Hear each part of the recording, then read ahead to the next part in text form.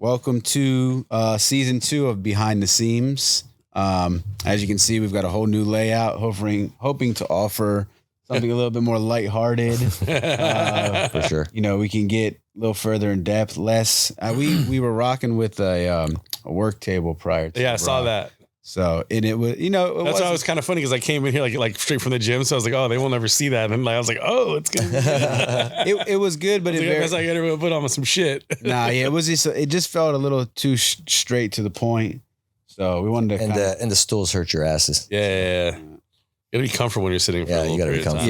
Yeah, so we can lay back a little bit. We don't have the pop filter, no headphones, so yeah, we made a few minor tweaks that we think will add to the environment. So thank you for joining us. Oh man, thanks for having me. This is your first time meeting Jared, correct? Yeah, yes. Absolutely. So Pleasure. I was asking Jared prior to if you guys wanted to roll up. Two of the only people that during the day I don't really smoke during the day anymore. That's good. Yeah.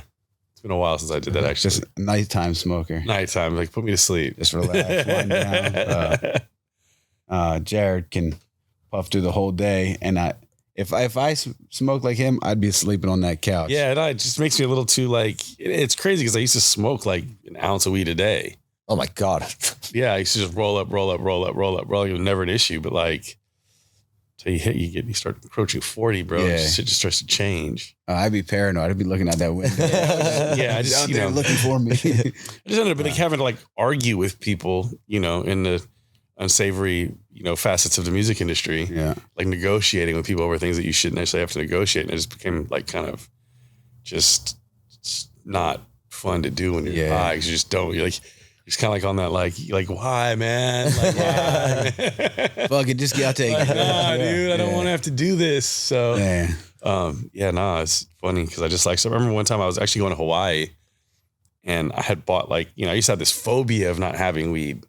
I get down to a certain amount and I'd be like, oh, fuck, I don't have any weed left. I don't so I have to there was nugs in there. Yeah, I'd probably have a quarter left. Yeah. I'd have to get more. And then I remember I bought 2 ounces to go to Hawaii with. And I had, for a while, I had kind of just been I like smoking. I like the taste of weed. I just don't necessarily know if I like being high anymore. And I remember leaving accidentally left those 2 ounces. I didn't pack them or whatever. I put them in the wrong bag or something. And I got to Hawaii and didn't have it. And I made it through the first 3 days and I kind of stopped smoking after that. I was oh shit, I made it 3 days. Cool. Now I'm all right. It's all right. So I stopped smoking for a couple years.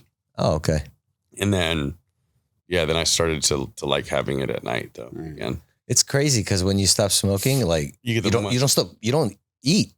Yeah, it was it definitely was thinner. Yeah, you start losing a lot of weight, more energy and just But I started smoking cigarettes. I hadn't smoked cigarettes for 38 years. Ever. Yeah. And then I picked up a pack of American Spirits. Just have the oral fixation while I was there. And then, became American Spirit, man. When I stopped drinking for almost 4 years, but I would roll a little pinner. And that little pinner would last me now 3 or 4 days. A joint lasts me exactly. A joint, I've done 3 or 4 puffs, cool. Yeah. Because I used to have the phobia of also getting the fucking munchies again. Getting the munchies again after you stop smoking sucks because you're just you're out of control. You have zero control. Yeah. I like sweets too. Yeah. All right. All right. I got to go way back. Okay. So obviously we've got so many mutual friends. Yeah. And this was about 05, 06. I mean, fuck yeah. As I said, we've known each other for close to 20 years. Yeah. So it's but I would stay with Nick Terche in his guest room. And I remember he was like, oh, you stay in that room. And I'm like, this is somebody's stuff in here, Nick. Oh, all my shit. And I think you were in the process of moving out. And I'm like, wait, how's Nick going to have me staying in this guy's room? He's going to come in and I'll be sleeping in his bed. But he said Brock. And I never knew who he was talking about for years, for a couple of years until, probably a good 2 or 3 years later. And I don't even think at that point I had put it together. How haunted was that house? Did you know it was haunted? It was under construction constantly. Yeah, see, I'm telling you, it was haunted, yo. Yeah, and all those shoes that I had there, apparently there was a flood at the house and like they all got flooded out. So like, see, mysterious floods. Mysterious floods. Really? Yeah. See, it was mysterious. I mean, stuff I had like yeah. grails, like crazy kicks, all gone. So that was probably so crazy. 05-ish, 06-ish. I did some research this morning. I didn't know you were a graduate of San Diego State. I didn't graduate. But you did go. Aztecs? No, I was enrolled. All right. I never actually got a grade. Like I was supposed to go there to play baseball. And well, what happened was I was supposed to go. I was signed on to go to Northridge to play baseball. Get out of here. And Northridge was, a really good team at the time. And I went to Mexico for like a senior trip with some friends after graduate. And I came back to to start doing American Legion. And I got a letter saying that like Northridge had lost their program in Title IX. So I had the only other school I had applied to as a backup was San Diego State. Out of here. So I ended up having to go. So I was like, okay, well, I'm going to play baseball. So I went there and then I ended up having to be like a walk-on. And it's like, so I was just kind of like, fuck this. You were born and raised in Los Angeles? No, Santa Barbara. All right. Yeah. Gotcha. And my dad lived in like Dallas and Los Angeles. Played ball up there? Yeah. All right. And Dallas, that's why you're a Cowboys fan. Yeah. Always like, why is this fucking guy a Cowboys fan? Yeah. Damn. So grew up Santa Barbara and then you made your way down to Los Angeles? Yeah. My dad moved back to LA like when I was like in high school. All right. And then he was here for a while. Then I kind of came to LA. I was after I got like caught that I wasn't actually going to school. I came up here and started working in like film production. All right. It was like a PA, art department swing and shit like that. I started working for an agency, and then I was hanging out through a couple of mutual friends I had met, like Krondon and Chase and those guys. And I started hanging out with them while I was working at the agency. And then, I started just was around so much and like I had such an eagerness to like get into the music industry because from at the time we were at like before social media, there was no avenues to because the barriers to entry were different. Like you had to either know someone, like you either had to be a rich kid whose family members had that, or you had to like be on the street team, or you had to it was just, you had to be an intern. Like you had to go through the emotions, and I didn't have any of those plugs. Yeah. So and when I met Chase and them and Kron and like Strong Arm Steady like that, they were like, I think we were both mutually beneficial to each other in terms of just like being friends, but also like being able to be like relied upon for doing work. When Chase had visited us last season and came on, he had mentioned how far back you guys had worked. And I didn't know that. And I thought that was pretty cool. I'm like, damn. So that's how far back Brock's relationship in the music goes. 03, especially in Los Angeles. That's like transitional era from one generation into this window of time where it's almost like, at least for me from the outside looking in, was like the city was kind of like redeveloping and redefining what like Los Angeles music. Yeah. I mean, and then like obviously just coming, being from Santa Barbara and coming up, in a skate background, like Cal Peralta was like, the thing. And that was my backyard. That was my backyard. Yeah. Shorty's based in Santa Barbara. Skating, you know what I'm saying? Yes. Yeah. So like, that like growing up, like, Bones Brigade and Powell was like that was literally in Santa Barbara, like the biggest thing in the world for skateboarding was in my city. You know what I'm saying? Which was probably like the only claim to fame we had at that point. Yeah. So, just being all part of that and like, then streetwear becoming, skatewear evolving into streetwear. Yeah. Right. Like, at that time it was kind of like the perfect, just everything just kind of coming together. Yeah. Where it's like, you grow, I think it was probably more different for you because you grew up like on the East Coast in Philly, and like New York was always different because like it wasn't, cultures weren't segregated so much. Like skaters listen to rap and shit. Like it wasn't like that. Yeah. Always. Yeah. It was like skaters listen like punk and metal and shit like that. But I mentioned that to Chase because he had brought up Loud's representation here. And what was amazing, like a lot of the videos I grew up in, Loud, whoever was at Loud at that time was a genius because like, I'm sure there's obviously the infamous albums going, the greatest albums ever. But whoever had given 411 the rights to use all of the Infamous album was like, that was brilliant because it like opened so many of us up to that album. It was like our soundtrack for certain skate videos and certain skate parts and stuff. It wasn't cool to like be able to, it wasn't cool to like a bunch of things. Yeah.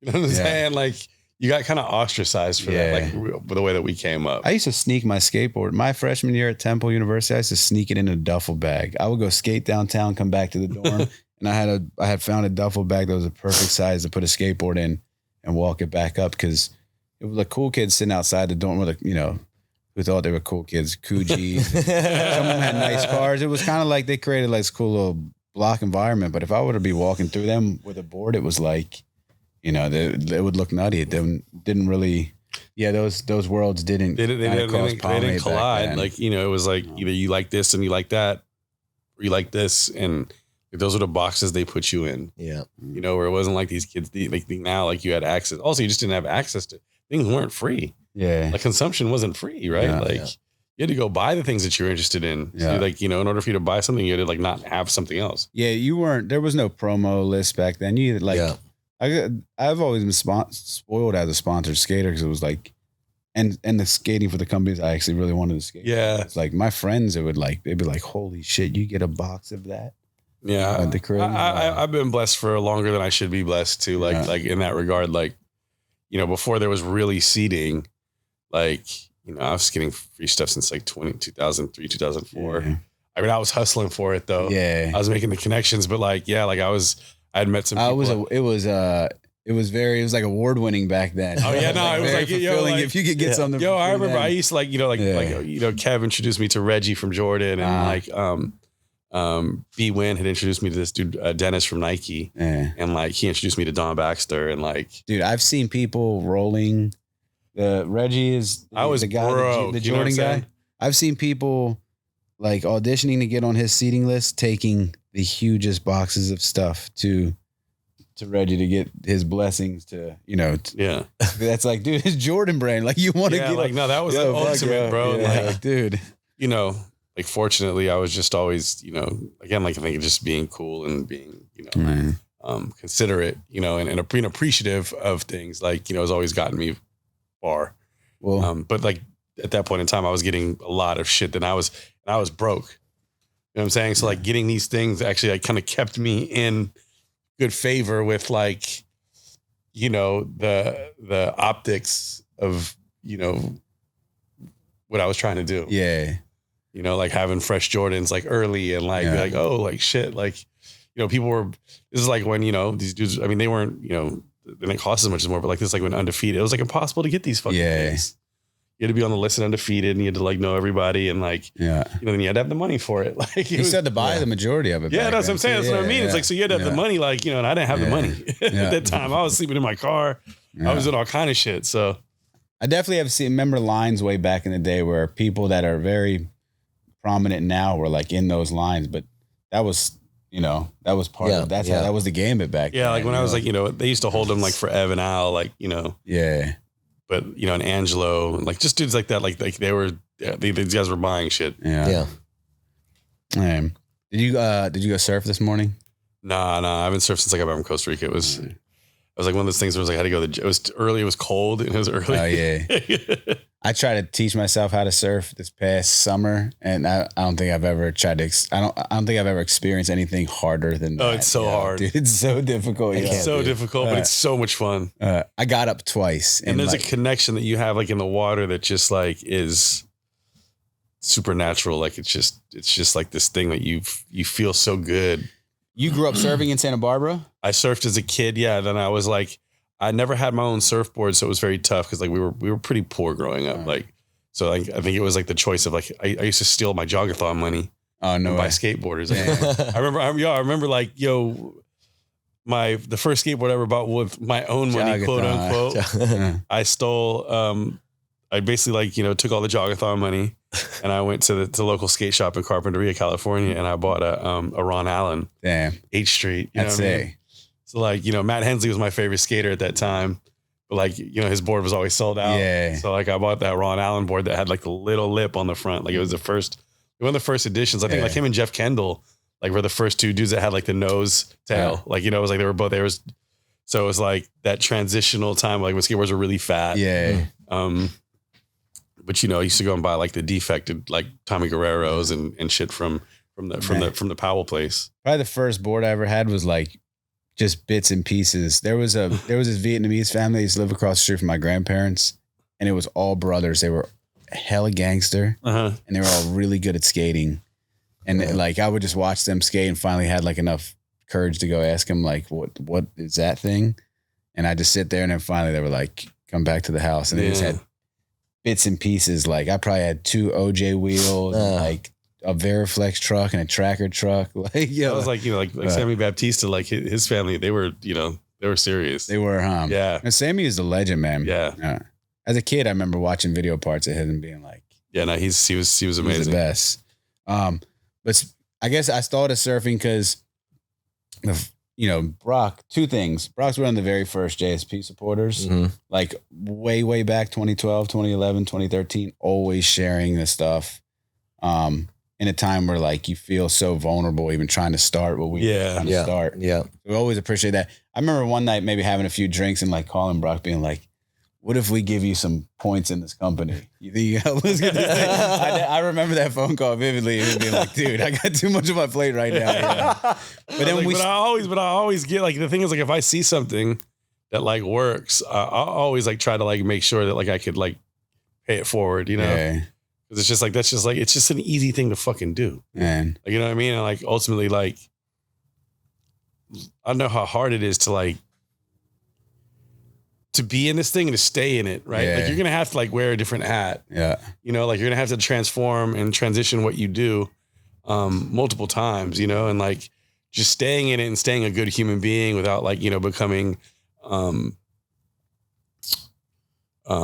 tainted by like, you know, everyone's fucking energy or just like the idea of, you know, never having enough more. You know what I'm saying? Like I've always just been the type of person, if I can find like a synergy between like, you know, what someone's doing and like somebody that can help them. And then I just always just been, that's kind of what I've done for a living. Yeah. So it's just kind of like, that's just my natural thing. But yeah, it was, you know, it's tough because you want to do everything. That's, I mean, that stuff always meant a lot to us always, you know, anybody that like, especially in those very early phases when we were trying to get this going, it was like, man, people don't realize that little bit of effort, how far it goes, you know, and and like, you know, but you've always been like, you've always had, like, it worked for you because like, you've always had good style too. You know what I'm saying? Like you've always kind of had your own sort of style, like, you know, and it's always was wearing fly shit. And then like on top of that, you're just an incredible human being. So it's like, appreciate it. Yeah. So it's like the one of those, it's like you started something that was like authentic to you. Right. And it was like, there was actually something that you didn't have you basically started something that you couldn't find for yourself. Yeah. So like, you know, having the ties on the bottom of the sweatsuits, like the sweatpants, and like that was big for me too, because I'm tall. So it's also hard for me to find good sweatpants and like, you know, the thickness of them. And then also just like being able to tie them off at the bottom so they don't look funny if they're not long enough. Yeah. it brings back memories because it was like because you used to wear all your pants cuffed up. Yeah, always. Yeah. And that was I think from skating, but especially with sweats, I always like sweats. Me too. And I mean, from basketball, I used to always like to like tie my sweats up. So they would you show off your shoes, but then B like because you know it's just like that. You know, like it's kind of like that basketball thing. Like, you ever know how him and I met? Nah. I went to Diamond to get sweats made, and Kelly. Kelly sent me to him. Oh wow, that's fire. And then I brought him some Supreme sweats, which were similar. And he mocked them up for me, sampled them. I probably went ghost for a couple months, and then he hit me back, and then he was that's like, well, let's figure out how to do this. But so that's, I guess that's a good segue into this. Is like, you know, you and I meet 2007 at Diamond. Yeah. You know, Hank was a little kid. Hank was a little guy. And we'll get into Hank later on. It's actually funny because like I had bought him the ice cream tape. The ice cream get out of here. Yeah. And like that was like, you know, that was like his first, you know, aside from him watching like Viva La Bam and like those things, right? Like That was like his first like real like. So Hank is his little brother. Yeah. Hank is aside from what he's doing, he's the fucking man. Yeah. What he's doing right now, though, he is literally the fucking man. Yeah. It's like seeing this little kid, his little brother that he was bringing around. He was a Grom. If find his way in all of this and to be doing such rad shit, it's like holy shit, it's a little brother. Yeah. He used to like be like 8 years old coming over and like fucking. Being scared to like do the 4 stair across from the office. Remember? Yeah. Sit up in the office like watching him. Yeah, him and his homies and stuff. But that's so when I was in touch with Diamond from super early on through skate.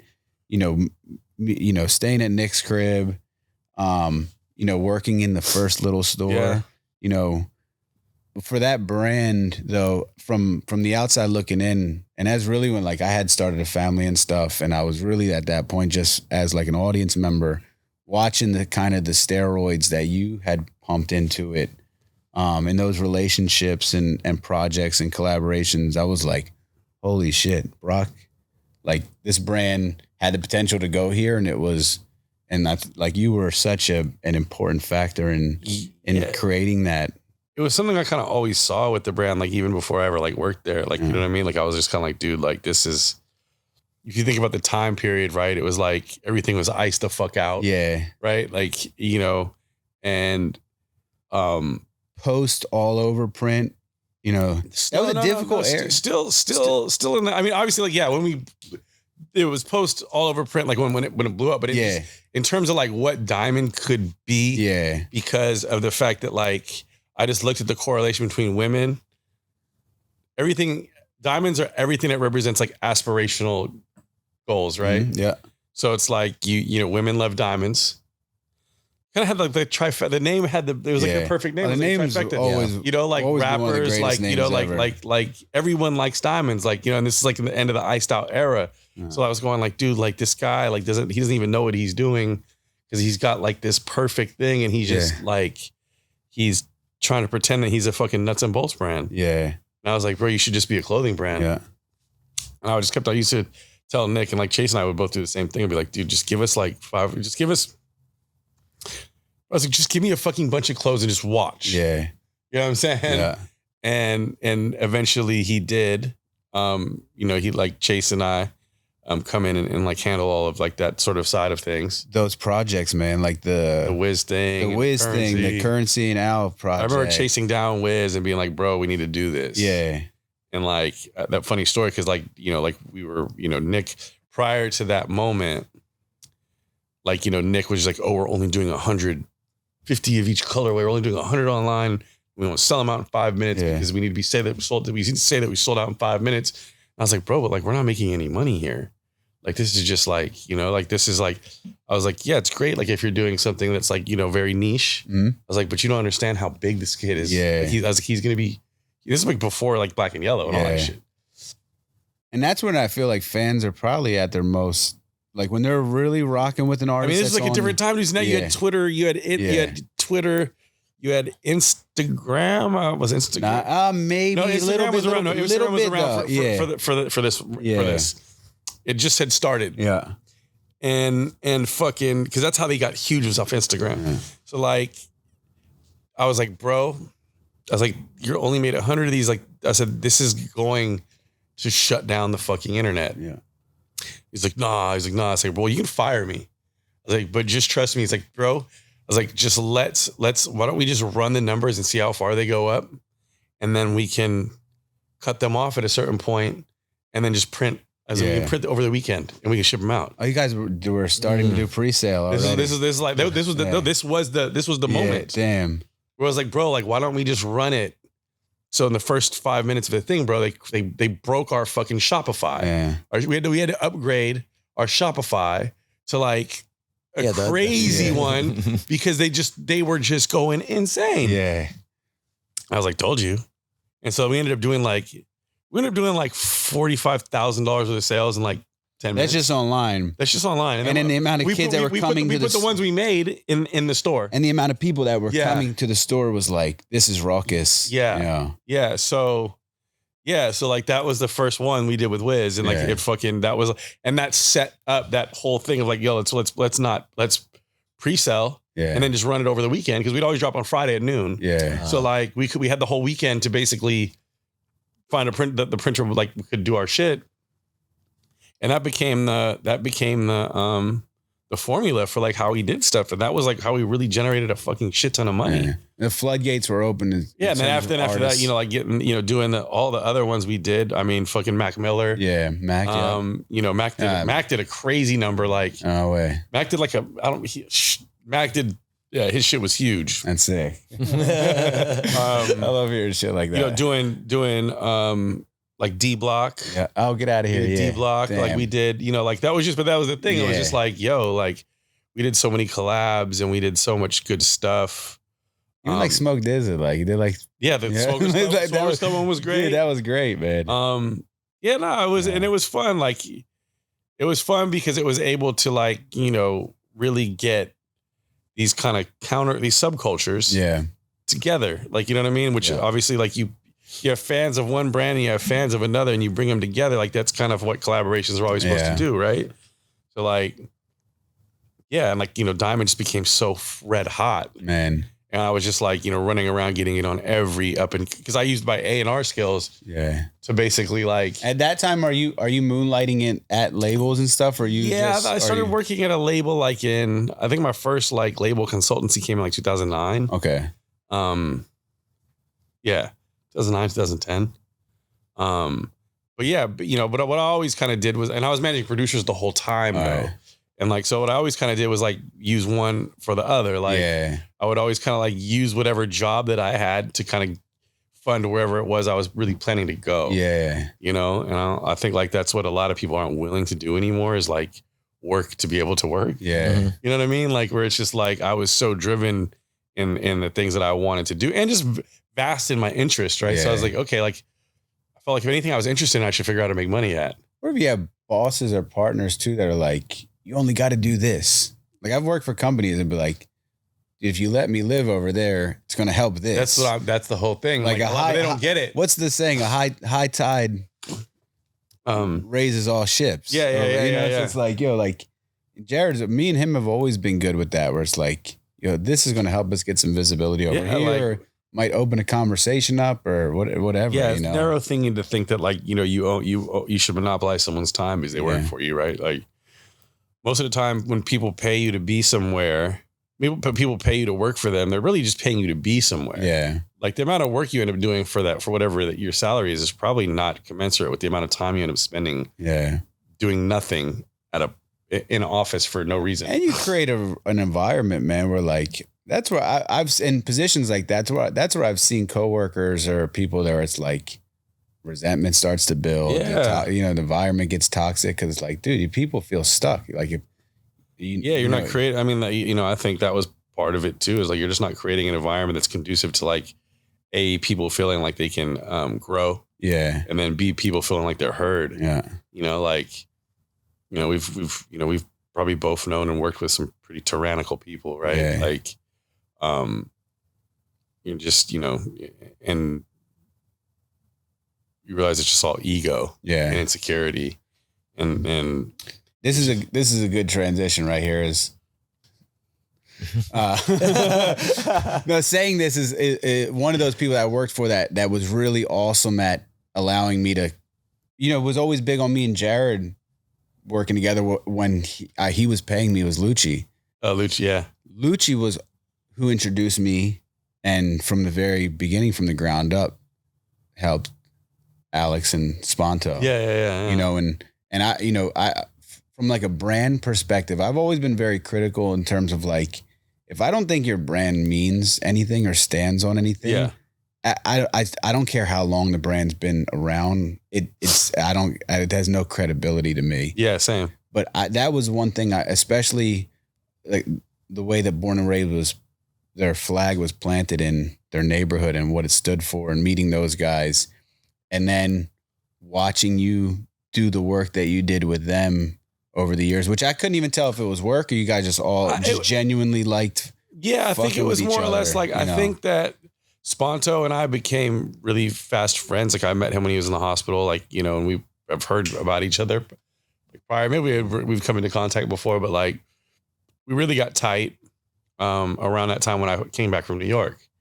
You know, I left Diamond to go work for Echo. They gave me an offer I couldn't refuse. That was an opportunity to go live in New York City. Yeah, I remember that. Yeah. And so I came back because it was like the things with like Kendrick and Q and those guys were starting to like really move, and it was like I needed to be here again. Yeah. But you know, we became friends in the hospital when he was in the hospital, and I think it was because I actually did something really stupid, and like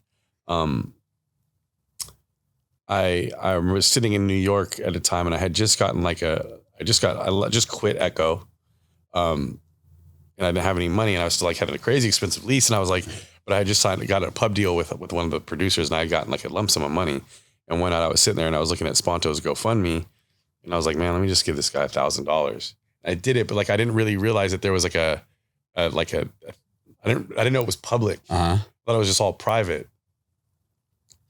So he ends up hitting me up, and he's like, yo, bro, he's like, that means a lot. Like, I know you don't know me from a can of paint. And I was like, well, I don't know, man. Like, I just like felt like that anything that I could do with this money is not as worthwhile as like, you know, is what you can do with it, you know?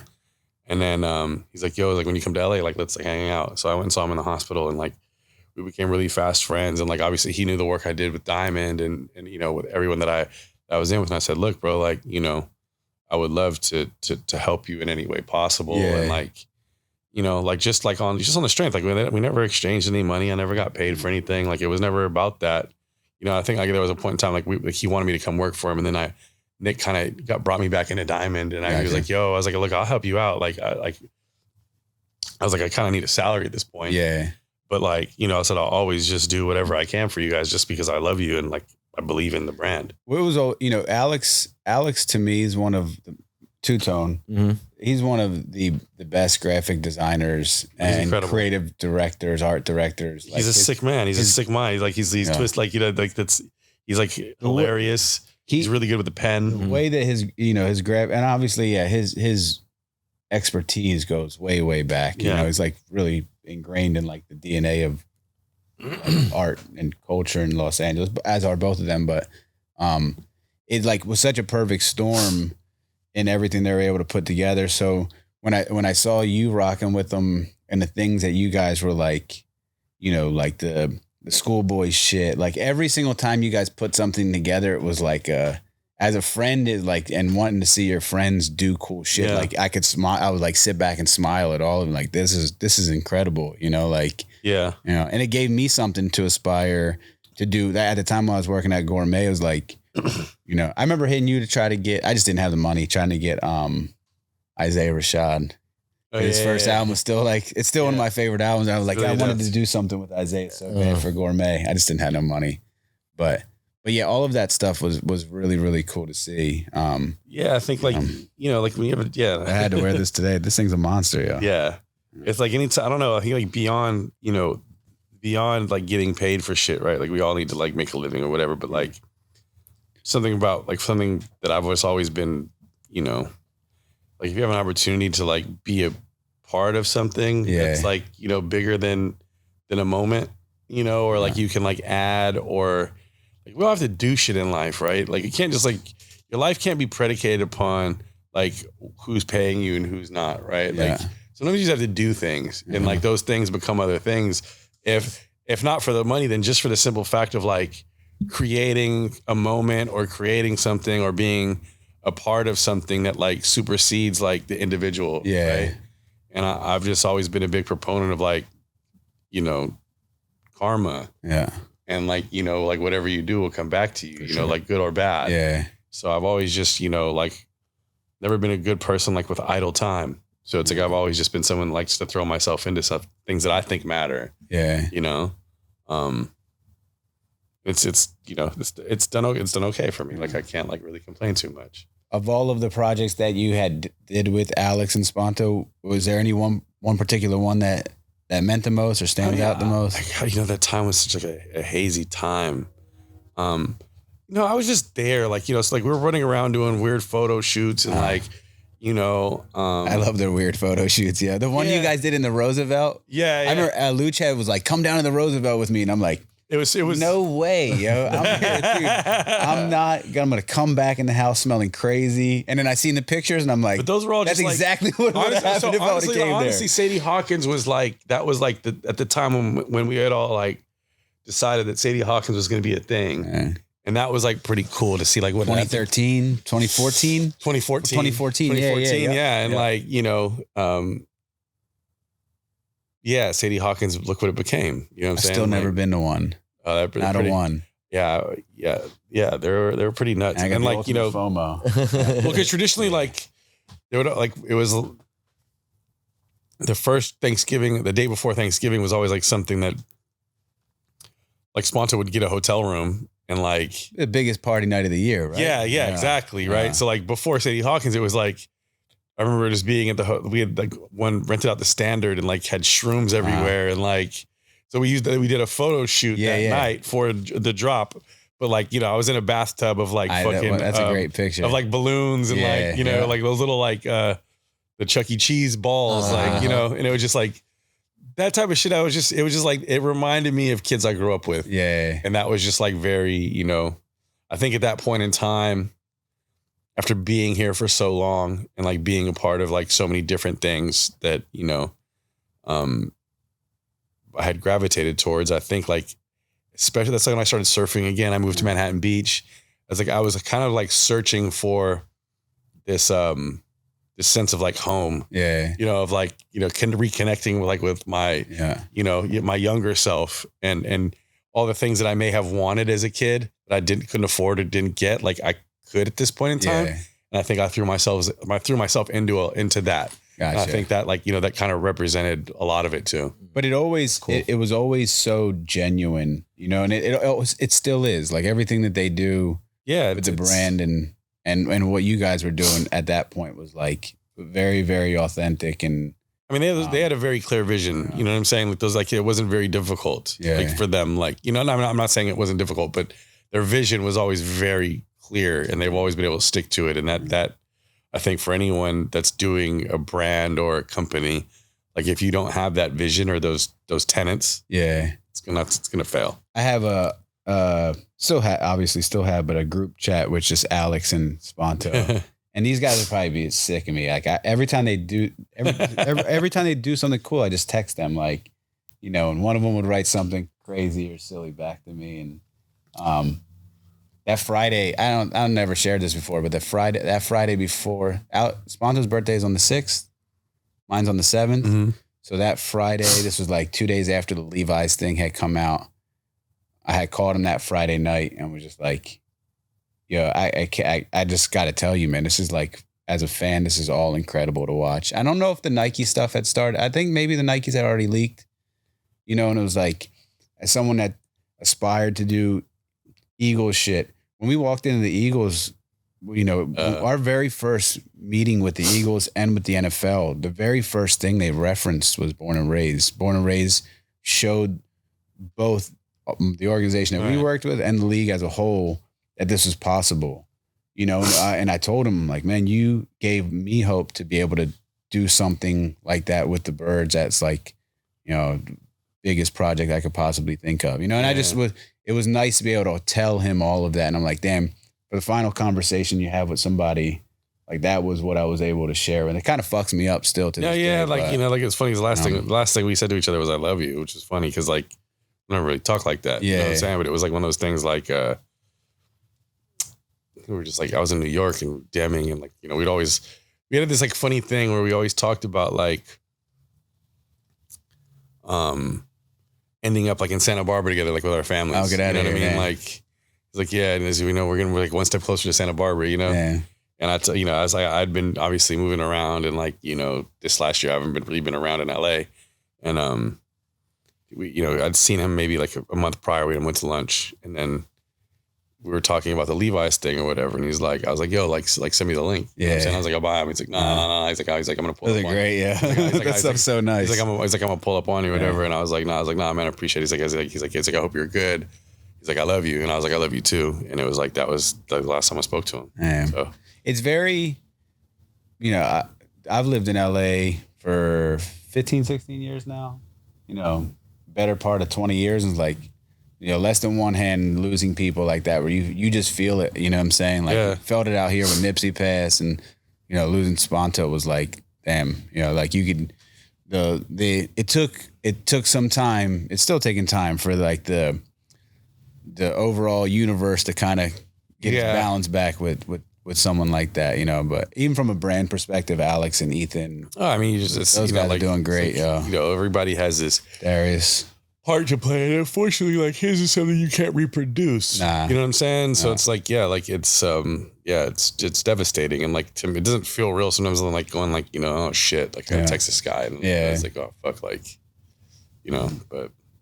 You know, it's like those people you have to realize, like, you're glad to know for the time that they're here. Yeah. You know what I mean? And like whatever experiences you've had with them. And I feel like everyone that knows that guy, that dude, like had that an experience with him that they hold just as close. Right. So it's like it you know, he did what he was supposed to do. They were always super, they were always super kind to Devin and my father-in-law. And my father-in-law has the bandana framed in his crib that Sponto gave to him. Like, and I was like, I wish I still had all that stuff, man. It's like, you know, like through the years of so many moves. Timeless shit, yo. You just, I want to get the fox tattooed one day. That'd be fire. So I got to get that artwork Snooty from Alex. Fox. Snooty Fox, yeah. Damn, so yeah, all right. That's how I hit you about Isaiah. So I guess this is a good time to tell you, did you know you have your own Rap Genius page? I do? Yep. Where? You know what Rap Genius is? No. Well, now it's just Genius. Okay. But it's a pretty amazing website if you're a hip hop honky like myself. So, you know, they cover all genres of music now, but he's got his own on there. That's wild. And then on Grammy.com, you're on there. I did win a Grammy. You got 1 Grammy. Yeah. You've been nominated for 2. What's the other one you were nominated for? Fuck, I don't know. So we're gonna take it up with the Grammy Academy. Yeah, 2 nominations, 2 Actually, I need to hit them up W's. because Hank broke my Grammy. Oh, get out of here. Yeah. It's so funny. Yeah. Wait, so that was with Cardo and Drake? Yeah. Did you guys go on stage and accept the Grammy all together? Cardo. He's great, yo. Cardo's the man. He's the best. Texas boy? Yeah. Well, Minnesota. And then get out of here. way of, then moved to Texas. Yeah. So he didn't grow up in Texas? No. He grew up in Minnesota. Get out of here. Yeah. All these years, I always thought he was a Texas boy. Well, he's a Texas boy, but. Yeah, you know. You are where you're at. You know what I mean? I like Cardo, man. Cardo's always really nice to me. Nice. He's good. Cool. He's a great dude. What does a studio session look like for Brock? Because the word on the street I've heard, what makes Brock such a good A&R is that this man can sit in a studio for hours with the producer, with the artist, can outsmoke all of them, but can listen to the music, can dissect it, can tell you what someone needs, what someone might need to take out. I honestly, like, I wish I could, like, break it down. I don't know. Yeah. You know what I mean? Like, all I know is I can hear things and I'm not scared to say when they don't sound right to me. Yeah. You know what I'm saying? Like, I wish, I've been asked this so many times and like, it all just sounds like, you know, fucking, you know, like bullshit. You know what I'm saying? But I don't really like. You know what you know. I just know what I know. Yeah. Like, you know what I'm saying? And mostly it's more of a feeling. And like, you know, I'm not musically trained. I can't tell you like, you know, scales or fucking anything like that. I don't know any of that. And I think like, I use my ear and for some reason, like I can hear something, can't create anything. Yeah. But when I hear something, if I hear something, I know it's good. And if I know it's good, I can hear it. I can hear what it sounds like finished before it's finished, you know? And like, that's, I guess, you know, and I just have never been the type of person to lie to someone about what I think, whether in terms of whether it's clothing, whether it's music. So it's like, if I feel something, I'm going to say it. You ever seen a long studio session before? No. It's a commitment, yo. Like you got to walk in there and close the door and be like, I'm yeah, it's, you know, like it's obviously like when you're younger, you're more excited and like, you're just, you know, but, no, I mean, you know, like I've always loved being around creation and like, you know, it was always a blessing and an honor to like have people that I hold in high regard hold me in high regard. That's cool. And like be able to, you know, have the back and forth, or be able to have the dialogue of, you know, how to make this better, or if this is good enough or whatever. And it's honest and so, you know, again, like, it's just funny how, like, you know, you have to, like, you know, the ego thing, right? Like, just like, you have to like kill the ego, like, you know, because we all tend to get a little, especially when we start having success, we start feeling like,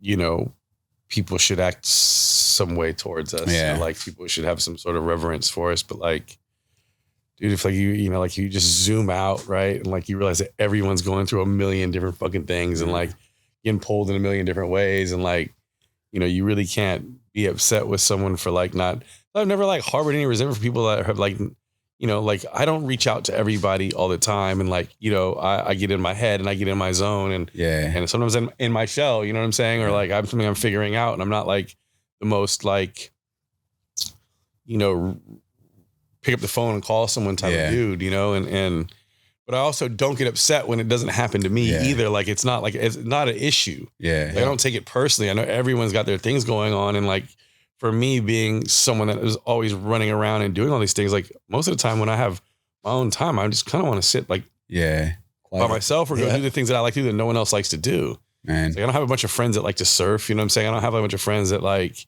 you know, that even like to, and now it's getting more, but like golfing and shit like that. So like, those are the things that I would do when I had time to me, you know, and, you know, I think that, you know, we just, you know, we tend to get a little self-centered in this stuff, and it's very easy to happen, you know. Dude, that's even when we started this, like, you know, I knew going into it, like, even with something like a podcast, it's like getting someone to give you an hour out of their day. To me, it's like, dude, I might as well, I owe you, because like, I know what people's schedules are like nowadays. I understand how much moving and shaking, and I also realize it, like, it's not something you take personal if they can't do it. Yeah, you know what I'm saying? Like, yeah, I try not to just take. I mean, it's also just much easier perspective to have, like, on yourself. Yeah, if you just don't take anything. I don't know what this person has going like, on. Yeah, like, you know what I'm saying? Like, what am I gonna walk around like, bro? I hate being angry. Yeah, you know what I'm saying? Like, I don't enjoy being angry, and it's just like, you know, there's so many variables now that we can be affected by, that it's just like, you just have to like choose, like, to just be like, you know what, like, regardless of whether it is like the giving someone the benefit of the doubt is like the best thing you could do for yourself. Yeah, sure. It's so true. Yeah, it's for yourself. That's what I mean. It's like, you know, yourself. All of this stuff, man. You do it, and if it pays itself back, if it comes back in any way, shape, or form. When we work with partners, and they're like, when the immediate results aren't right there, I'm like, trust me, man, these things have a residual way. The reward is the work, man. Back, like, you know, like, the reward is the work. Like, what else are you going to do? Like, you like, you know, I rarely like has any sort of monetization of anything been better than the moment in which like it's been celebrated. Yeah. Right. Like, you know, the reward is the work. Yeah. The reward is the actual work, getting it done, like making it happen. Like, that's like the part that, like, if you're creating anything, like, you know, and you create with money, like, as like the only barometer for success, then, like, you know, you're really probably not creating anything very great. Yeah. Right. Like, so it's like the reward is like getting it done and doing it, because you'll never get that time back. Yeah. You know, like, you know, what are you going to buy with the money? Like, you're going to, you know, buy another material good that you're going to stuff in the side of your closet to be like, damn, I spent $5,000 on that. Yeah. You're not going to remember that moment. You're just going to remember the moment that it was, you know, the moment. Yeah. So that's why I like when we work on projects, and it's like, give me the 10 best pictures. And I'm like, I'm going to give you the 100 best pictures. I made 100 good pictures. I'm going to, I don't care. I'm going to share. I didn't take a bad picture, bro. I'm going to share 100 of them. So, you know, funniest thing, I mean, this is a total sidebar. I picked up Amelia and this is something I read of yours. And Amelia goes, Dad, I wrote this essay on Steve Lacy today. And I'm like, who the fuck is Steve Lacy? I'm like, I don't know. You know, I love Steve Lacy. She's like, Dad. And then, I read an interview of yours today, how you say you could work with Steve Lacy for the remainder of his career. Yeah, no, I mean, I tried to sign him a couple of times, and it's just, you know, for some reason the people with the checkbooks didn't really understand it.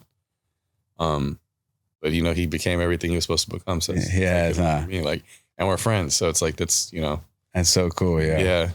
Yeah. This is like a year ago. She was like, Dad, I wrote a thing on Steve Lacy. I'm like, She knows. She puts me up on people and things. Oh yeah, well, she's 13 now. Yeah, 12. This she was 11 at the time. Yeah, so I mean, this is like prime. Like she's gonna put you onto a ton of shit. It's a trip. So I need kids now, man. Yeah. So she's like, Dad, this is how you handle your Instagram. This is how you handle your TikTok. Don't look at it like this. Like, do you find it weird? Like you like when she has like friends and shit, and like, I don't know. Like when we were coming up, like parents weren't like us. Like we pretty much, like have maintained like this. Yeah. You know what I mean? Like our parents weren't like us as parents. So it's like, like it just they seem more like an adult. Exactly. Yeah. Right. So like, but realizing that like, if I was to have a kid now, I'd be almost 20 years older than my father was when he had me. But, like again, they acted in a different way. Yeah. So it's like, do you ever bug out like with her and her friends when they're like, 1000%. Even the way they talk, the things they're into. Yeah. And I'm like, I got to keep reminding myself about how open my mom was with me. My mom would take me to Center City, Philadelphia, to the tape stand, buy me like the Eazy-E album, and the guy be like, "You sure you want to buy this for that little guy?" Like I gotta put myself like that's how cool my mom was, or like, I gotta keep reminding myself that like I was raised with such an open-minded parent. Mm-hmm. At the same time, my mom worked 17-hour days, and there were times where I'd be like, if she knew where I was at, she would kill me. Yeah. Like, that's the other thing. I'm like, you would be skating 6 towns away, And, right. No, see, I say, I mean, now it's like, dude, if my daughter would walk halfway down the block, I'd have a fucking heart attack. Even just like the look of like people, like I look at some people that I grew up with, and I'm like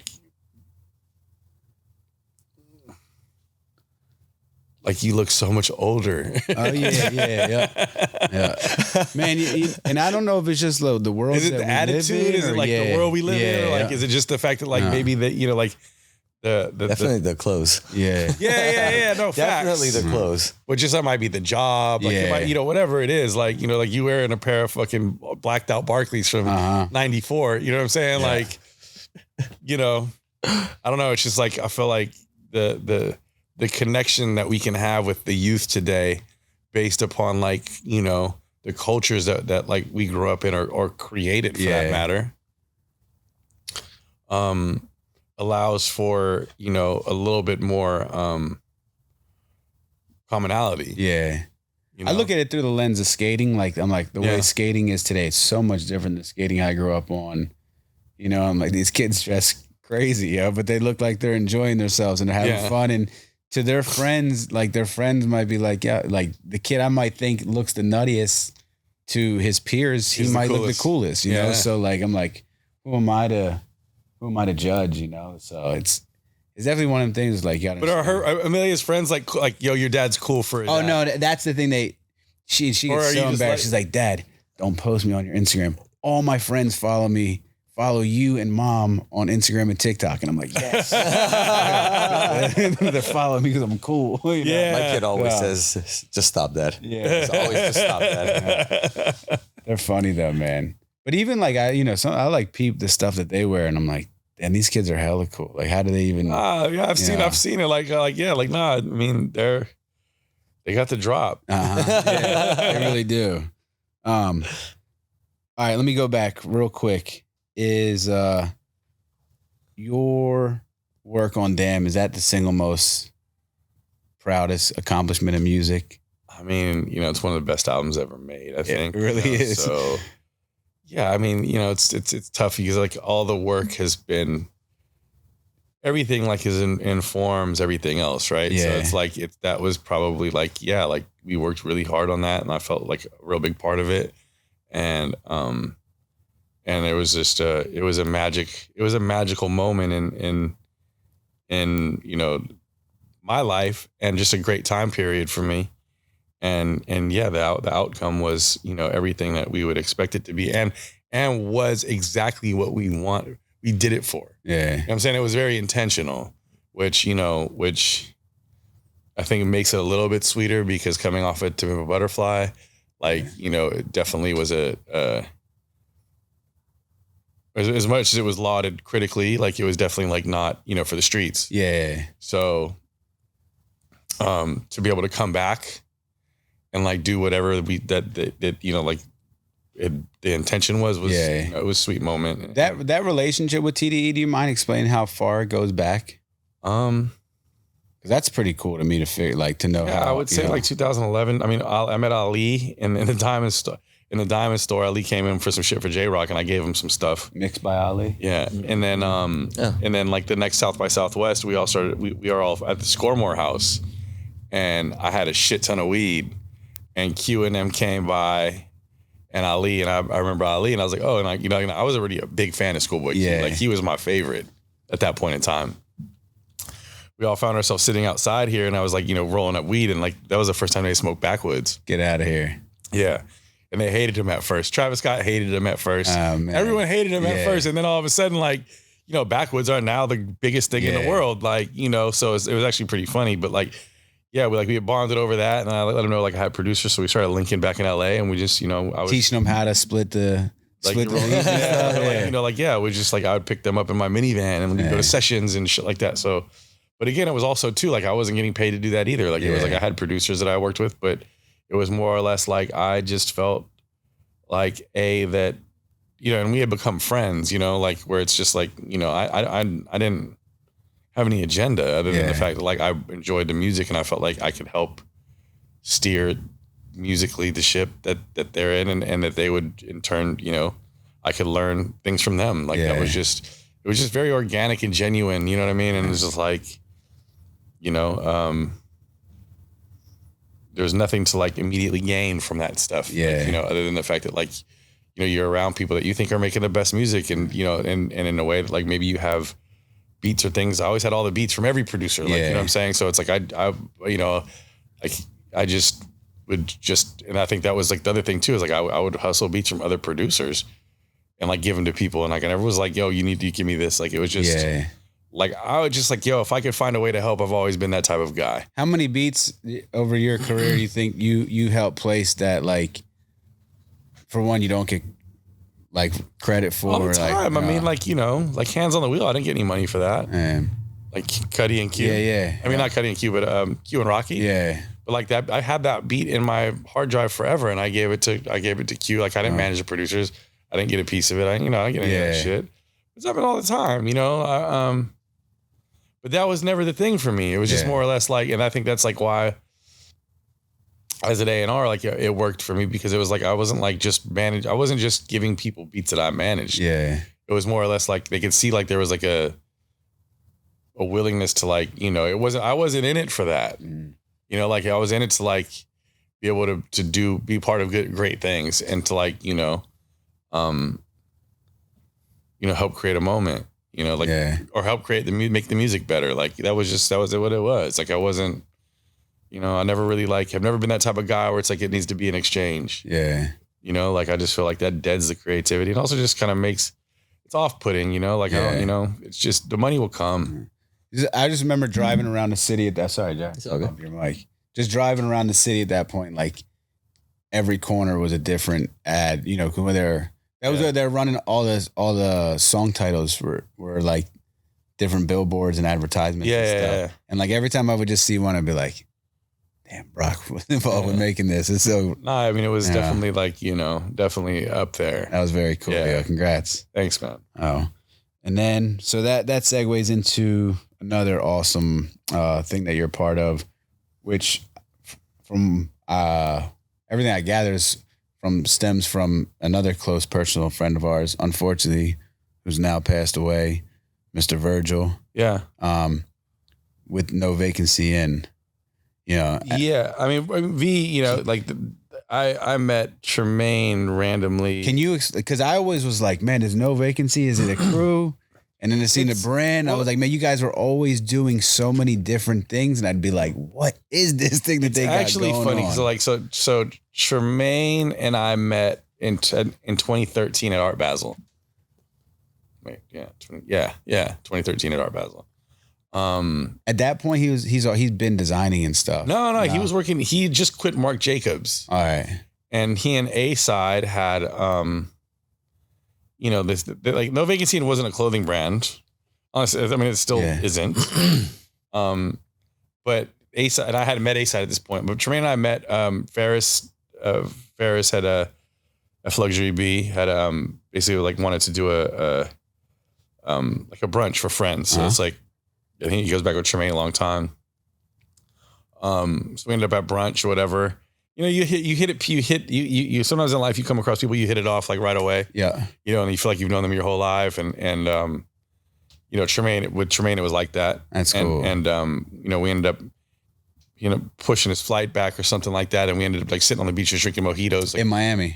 Yeah. And then like, you know, and No Wave was doing, Aaron had started No Wave at that point in time. And we ended up like starting this group chat that was called like Culture Cowboys. Get out of here. You, me, Curtains, Mick Moreno, Ferris, A-Side, Tremaine. Yeah, I think that was it. That's a very creative circle right there. Also very opinionated. Yeah. That's a very opinionated. Yeah. Basically what we would do is we'd talk about shit that like that was going on and like whatever. So we started this group chat, and then one day we had an opportunity to do it on No Wave, like the radio show, right? So like we all linked up in New York, minus A-Side because he was in London, and you know, we did this thing, and then you know, then 2 years later, I meet A-Side at at Basel again, and they had started like No Vacancy and like they were throwing parties and stuff like that. And who was all doing No Vacancy? It was just A-Side and Tremaine. Okay, gotcha. They were throwing parties, but it was like, you know, the hottest parties like at Scotch and those things. And that's like where the V thing, because V would come into play. Like V and Ye would come. It'd be like this thing. So then Tremaine left Marc Jacobs, A-Side left Nike, and it was both like, oh, like we need to like make this thing go full time. So, you know, like I kind of just naturally worked because I had you know, I had a background in like making clothes with Diamond and like marketing and stuff like that. So, you know, and I went through its ebbs and flows of like what it actually was and doing stuff. And it's still kind of like one of those things where we don't really know what the identity of it is. That's what to me is the coolest thing about it though, because it can be anything. Yeah. You know, like we all have different skill sets, like, you know, but more than anything, it's like a friendship and a brotherhood. And like, that's like, you know, that's like what I cherish the most about it. That's cool. Yeah. That's what, you know, I was like from afar, it was like, these guys are doing parties. These guys are doing clothes. They got like luxury collaborations. I was like, that was a crazy one. Like the Marnie collab was crazy. Like that was a moment like where you're kind of like, oh shit. Like, So I apologize for the, Miss, No. You know, no. I mean, V was a big supporter of everything. Like, so it's like, you know, and I didn't know. I was like, man, I don't know if he's partners in this or just homies. It was just like, you know, he's a homie, and like that was, you know, like he's the guy that's gonna shed light on anything. Which is it's interesting. I mean, that's like that. That was kind of like the common thread you saw, right? When he passed away, it was like how many different people and things. Yeah. Even little shit that we had going on. It was like, you know, he would be the first person. I could get him. He would share something before someone that I've known like for 20, 30 years would share something. Saw everything. You know? He's just seen everything. He's like a fucking like a macro processor. Yeah. Microscopic things. I don't even know how he had the mental to even curiosity, man. Like when you find people that have an extreme curiosity for things, man, you just see that their engine their lights don't go out. Yeah. You know? Going. Like curiosity is just an amazing, amazing thing. I would say it's a great thought to end on, but I'm not done yet. I was expecting for you to arrive here with a pair of Lusso clouds. I know, you know, what's so funny is like I was gonna do that, and then like No Vacancy Lussos are great too. I actually have to bug you for a pair of those. Oh yeah, they're incredible. Yeah, you've worn a lot of Lussos. Yeah. Lusso. You know, it's like it's actually funny because that became that Lusso came out of me and Buscemi. I was wearing, you know, the Buscemi, the slides, the Hermes orange, like $500 Italian pebbled marble slides. And I remember when when Damn came out, and you know, like we were both wearing the slides in the video. The oh yeah, Brock wearing sandals. Buscemi hit me up and I was like, yo, so maybe it's time for our collab. Yeah. He's like, absolutely. So we started walking down the plank of like getting a collab together for my Buscemi sandal. Get out of here. And he called me one day, he's like, yo, bro, like, you know, there's just a big, you know, there's a lot of shit going on here. He's like, but I have something else you might be interested in. And he brought the idea of Lusso to the table with me. And, you know, I met with Rob and all those guys. And, you know, we kind of created the name in this ideation thing. In this, you know, think tank, and it was on from there. That's cool. Yes, yeah, and so you know, it's doing incredibly well, and it seems like it's got a lot further to go. Yeah, and it's just you know, it's great when you can be a part of something that you can stand behind. You know what I mean? It's like something that you know you see when I see, you know, the best thing about it, honestly, is like when people come up to me and they're like, "Yo, like these are the best things I've ever put on my feet," and shit like that, because you know we've all. No, I can make a sweater tomorrow. Yeah. You know what I'm saying? We can make things that like, you know, they're products that people need. And, you know, but there's some that are just make people feel a certain way. Right. Yeah. Like, you know, it's like the fact that like we can make these things super comfortable and like they are more comfortable than any other thing that's in the market. Yeah. And that's what people notice about it. That's kind of, it's cool. Shoes are particularly hard too, man. Shoes are like, that's such an unfair, any sort of footwear is an unfair game to try to get into. Yeah. Given what's out there already and what you're trying to compete up against and the magnitude and that these companies have for development and the resources, everything's like, what could you create that these companies haven't already mastered? Yeah. But you guys have created something that people are finding unique and they're really and I think like we're offering in. a better alternative to like what's in the marketplace already. Yeah, like not to shit on Crocs, but these are fucking ugly. Oh yeah, no, they're you know what I'm saying, like you know, so it's like the fact that like Lussos aren't, but they provide the same sort of service. It's like, oh, okay, cool. Like we fixed a you know we fixed something in the marketplace. We found we filled a void. Yeah. I like the fact that you could go from the crib to, you know, if you wanted to go to like a sexy ass brunch in West Hollywood. Wear those leather joints, you know what I mean? I wore that on my trip to Mexico. Like that's all I wore. Yeah, no, people tell me all the time, they're like, yo, like these are the best things. And like I've seen it become like a community. That's cool. Of people like where it's like they're like there's like a badge of honor and a sense of being part of that. It's really funny because like I've seen couples like in the airport and shit. Like they have no idea I'm part of it or whatever. But I'm saying like, you know, like whenever I wear one, like people that like fuck with them, they'll come and point them out. Like, yo, you got the Lussos on. That's like, awesome. Yeah. I'm like, yo, that's kind of fire because like you're not coming up to me knowing that like I'm part of it. Yeah. You're just like you fuck with this shit so much and like you found like a common thread between two human beings based upon this thing. And I was like, it's kind of cool because I never expected that. By the way, like I don't know if anyone ever did. I don't know if anyone expected that to be the case, but we got to try it. We've got a great team to figure out if it's gonna where it's gonna land at. I think trying is the hardest. We've got a great team, like you know what I mean. Like it's just a dream team of people involved, and I think that's like Atlas. Atlas, awesome. Deerdeck, Buscemi, Gaynor. Do you ever meet Mark Gaynor? I think Gaynor did some design work for you guys. Gaynor's one of the gnarliest, best designers I've ever met. I know the guys that did what was that shoe brand? It started with a C. Like there are designers from Orange County. Like Sean introduced me to them a long time. Clearweather? Oh yeah. No, those guys are awesome. We're literally talking about it. He just asked me yesterday. I'm like, dude, those two brothers are they're fucking geniuses. They are incredible. They've been in it for so long. Yeah, so shout out to them. That's so funny. I'm so bad with names. I'm sorry. That's awesome. Yeah, no, that's all good. It happened. So the last name that we're going to speak about, we're going to spin all the way back to him. I should have brought him. I don't know why I didn't ask to see if Hank was in town and could come. Oh yeah. Please tell where is Hank at in the world right now? He's in Laurel Canyon. All right. Producing, right? He's probably making records. He's fucking DJing records. He's recently gotten into yoga. He's like fully into yoga now. Yeah, which is good. But he's still breaking shit. How did he find his way in all of this between all of the things that he has going on? I think the one thing I can say about Hank is, in even from a young age, like he's always been an individual. Like he, when I was giving him Diamond shit and Supreme shit that I'd buy for him or get free for him from Diamond,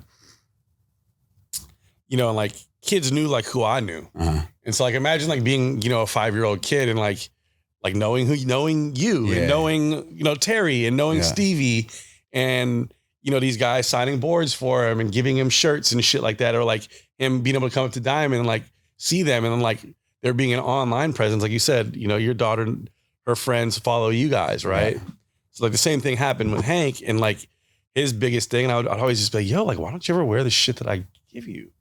And he said, bro, because people know who you are and I don't want them to use me. You know what I'm saying? And like, I mean, they were talking about like a 7-year-old saying that. So it's like, the thing about Hank is like, he is always like his own human being, and like he only does things he wants to do. So like, you know, but when he like, you know, and similar to like me, like when he can find something that he's into, he goes all the way in. That's cool. So like whether it's skating and whatnot, or whether it was, you know, soccer, or whether it was, you know, whether now it's DJing and music, you know, he goes all the way in. So it's like he, you know, he's a very astute human being, like when it comes to shit that he's into. So do you ever have to say to him as a big brother, knowing how fast that life is and how exhausting it is, like, yo, make sure you, I mean, like, I think get some rest, stay hydrated. Yeah, I think that, but you know, kids, like as a high energy kid, like, you know, like you have to say it. You know, they look at you like they have to experience it for that to hit them. You know what I mean? Like they have to hit a wall, and like, for you know, he has. And, you know, I think like he's learning the ropes, and he's learning how hard and how far he can push it. You know, but like, you know, you can't, you know, it's like, you know, telling a kid, it's like, you know, you tell a kid how hot a stove is. They don't know how hot a stove is until they touch it. Right. So the only way to really, you know, it's all trial by fire in this thing, right? Like, you know, someone can tell you all this shit that you need to know, but they're not going to believe you until they experience it, because it's just not fathomable. Right. Like why things are the way they are is just something you have to learn, you know? So I've, you know, obviously like I'm his big brother, and I tell him like when he's doing stupid shit or like whatever, or like when he's acting crazy, but then also like I realize that in itself is not going to necessarily make him chill, but you know, he's intuitive enough to know like, you know, how far he can push it. And I think that he still has a little bit of fear in him. Right. Which is a good thing. How old is he now? 25. I'm still a baby. You've known him for 20 years, dude. He's still a baby. So like, but you know, like he still has a little bit of fear in him, which is good, because everything else is like, he's just like, like. It's just so cool to like see these kids. You know, I know a lot of kids like Hank, where it's like, I've known them since they were young bucks, and like seeing them growing to be these young men that are doing well for themselves is like, it's amazing.